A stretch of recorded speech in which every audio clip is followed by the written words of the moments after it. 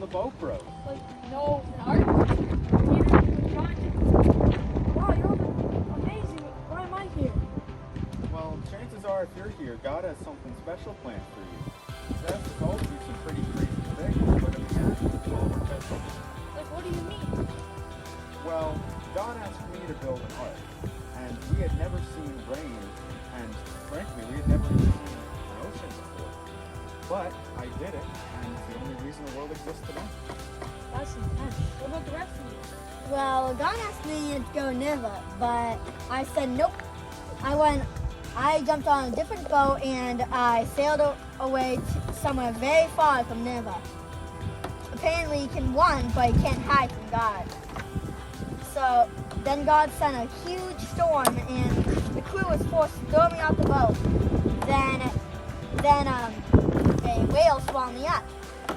Talk about stinking. I prayed for 3 days, 3 nights, hoping that God would give me a second chance. And then finally the whale spit me out and I went to Nineveh. God gives second chances. Just imagine, Jesus shows up when you're just out on a fishing boat. And we were out fishing. Jesus asked us to come be fishermen. How weird is that? In all my years, I never caught a human before. And then Jesus asked us to follow it. There's just something about him that I couldn't say no. Stop fishing is always about daring love. What about you, Peter? You were like the rock, right? The Yeah. people Jesus put a church on. Before I was anything rock-like, I was a lot like a hothead. But Jesus was good in seeing what was in me that I could never see in myself. One day, while we were on the boat, Jesus was on the water, walking on the water.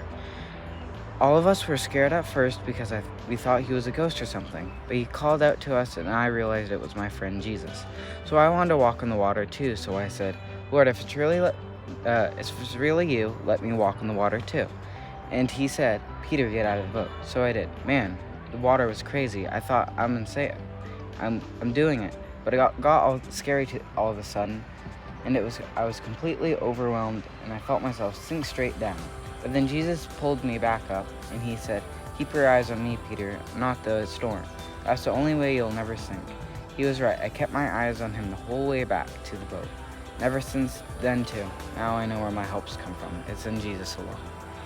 Well, Jesus told you to get out of the boat, Peter. But when I was in the boat, he told me to stay. I was on my way to be judged, probably put to death for preaching the gospel when a huge tsunami hit us. Everyone was bailing out, but I felt God tell us to stay in the boat.